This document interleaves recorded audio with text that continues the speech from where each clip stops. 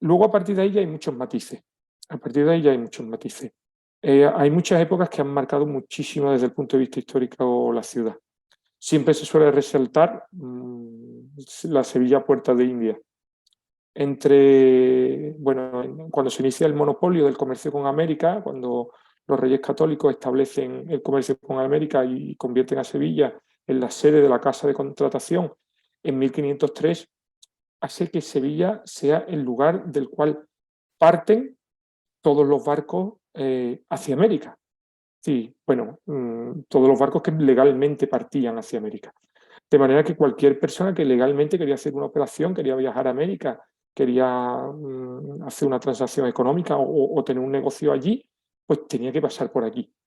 Lo que le hizo asentarse en la ciudad a muchísimas familias de comerciantes, eh, pícaros, buscavidas, políticos, gente de todo tipo. Tanto que Sevilla en el siglo XVI, en el siglo XVII, es una de las ciudades más grandes de Europa.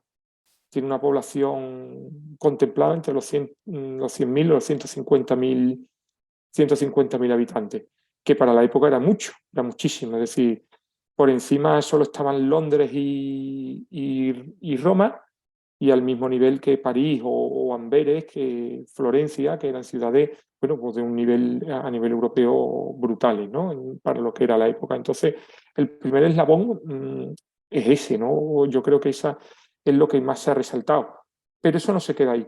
Mm, la crisis del siglo XVII hace que Sevilla, después de la peste, eh, en que fue bueno, la gran epidemia de peste, porque epidemia de peste había sucesiva, hace que la población de 1648 a 1652 quede en la mitad. Sevilla pasa de los 100.000 habitantes a los 50.000 habitantes porque se muere 60.000, 60.000, 50.000, porque la gente se muere. La peste bubónica, la peste negra, es una enfermedad con una tasa de mortalidad del 90-95%, es terriblemente dolorosa y además muy contagiosa. Sevilla la acogió en esos 4 años muy fuerte y la ciudad desde ese momento entra en una crisis social y de conciencia enorme. Para colmo, la fuente de riqueza, que era América, también entra en crisis, una crisis que además se acentúa en Sevilla cuando en 1711 se traslada la Casa de la Contratación, es decir, el monopolio de la Casa de Indias a Cádiz, que también convierte a Cádiz en otra ciudad especial, ¿no? En la ciudad de las 500 torres, esa personalidad de puerto, de acogida, ese contacto que tiene con Sudamérica, Cádiz, mucho más evidente que Sevilla, además, pues está ahí, obviamente. El caso es que en Sevilla ocurre una cosa también a finales del siglo XIX, principio del siglo XX, con el nacionalismo, que no es realmente nacionalismo, sino que es un regionalismo, por llamarlo de alguna manera, y es que Sevilla se reinventa. A finales del siglo XIX y principios del XX, Sevilla se reinventa.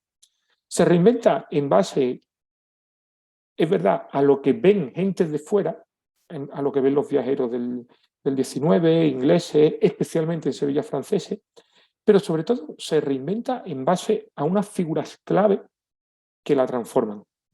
Esas figuras clave son, obviamente, el constructor de la Plaza de España, que es Aníbal González, bueno, y Espiau y otra serie de gente que inventa el regionalismo, la arquitectura del regionalismo, la Plaza de España, el edificio de Filella o del Partido Andalucista que está allí en la avenida, el Hotel Alfonso XIII, perdón, muchísimos edificios que reinventan esa imagen de la ciudad. El barrio de Santa Cruz está construido en esa época, el barrio de Heliópolis se reinventa.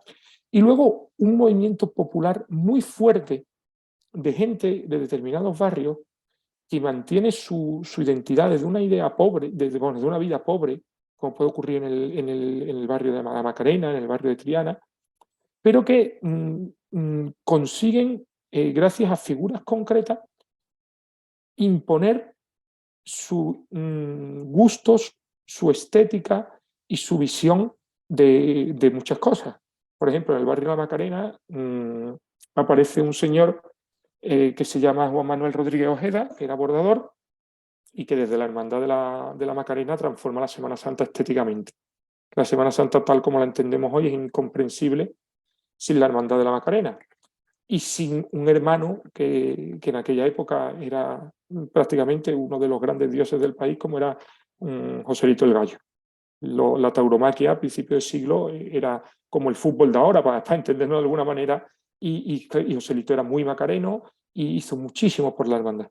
También lo hizo Ignacio Sánchez Mejía, también torero y familiar familiar conocido de Federico García Lorca, que tiene su famoso poema. Es decir, Sevilla a principios del siglo XX, final del XIX, se reinventa, con una identidad además que es asumida, primero, que va de abajo arriba, porque es asumida primero por el pueblo y después por las élites, que ven durante los años del franquismo una manera de controlar a la población a través de esa cultura, con lo cual la fomentan.